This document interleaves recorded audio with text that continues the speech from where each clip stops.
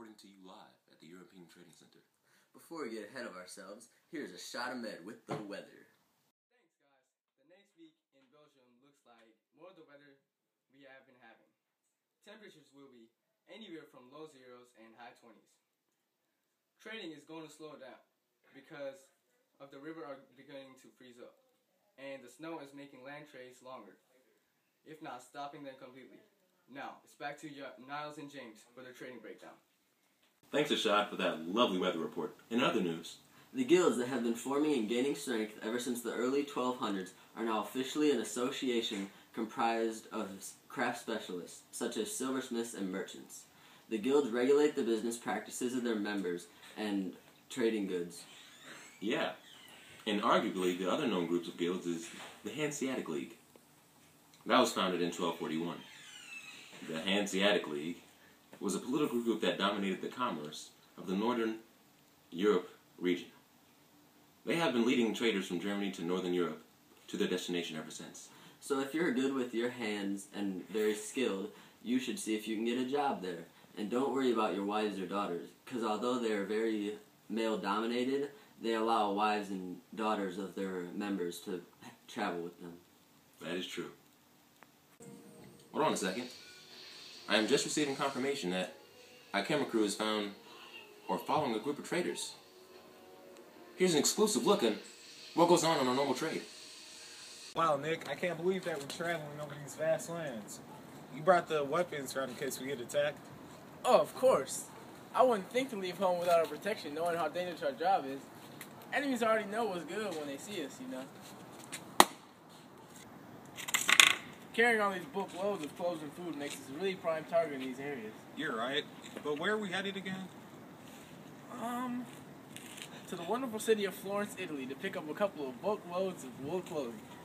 The people there can afford to let them go outside for trade because they produce around 100,000 woolen clothing articles throughout the 250 or so stores that are in the city. Ooh.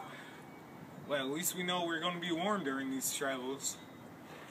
If more cities produce those kinds of numbers, we could be in the job because the clothes would be easy to come by anywhere. But since only a few places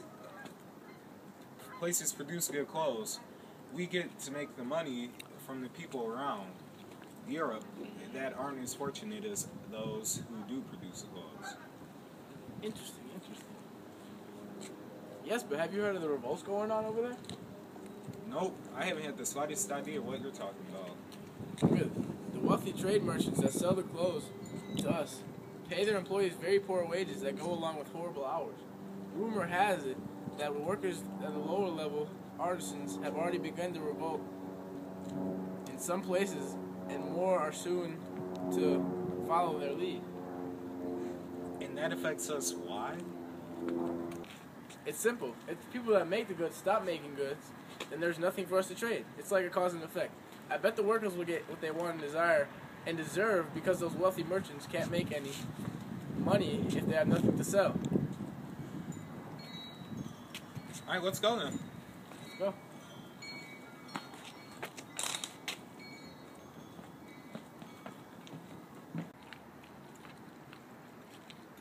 Hey, look, I think that's Brandon and Nate from the local guild in the city of Flanders. Whoa. How are y'all boys doing today? Doing pretty good. Pretty fine, actually. It's fine. We're heading into town to sell some trays, some of our wooden clothes, some bulk food packages. Between the four of us, what are you expecting to get out of it? Oh, you see, what we're trying to get is... I'll give you two of them. Okay, wait. I see. Well, there's no doubt that you're going to be able to get that amount for the food. But the weather here is too cold, so now I am not sure how the wool cloth are going to sell at your price. Yeah, you might want to check the news weather forecast before you came, so we had a better chance of selling your products. But who knows? Maybe people are in a buying mood today. Yeah, alright, well, thanks for the help. We must be going. We want to get back to town by dawn. Alright, see you guys. Wait, hold on. One last thing. Would you bargain 1 bag of my grain for 1 bag of your oil? I pity you. But guys, wait! Are you thirsty? You see, I'll be someone. You see, here go.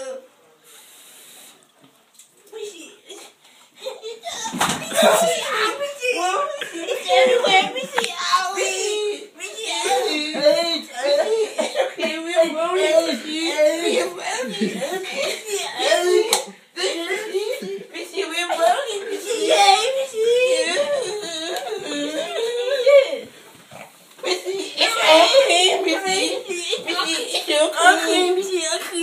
Come on. Bounty, the quicker picker upper. Breaking news.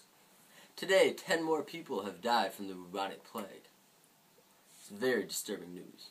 Oh God. Well, we have our plague specialist elaborate on this topic. Shayla? Thanks, Niles. So anyways, the bubonic plague is transferred from rodents to humans. These rodents travel on ships that travel on water roads, used by guilds and traders. People have no natural immunity to these rodents due to the 1 to 3 of population have died so far. Thanks, Shayla. And now I'll do our traffic report. The traffic in the Volga River has been backed up due to a shipwreck. This is serious because water is our most efficient way of travel at the time, but also very dangerous. Especially since the Volga River connects to Europe and travels to Russia. If able, travel and trade by land, because it will be much more efficient. Well, that's all for tonight's news. Have a good night. Signing off. See you later.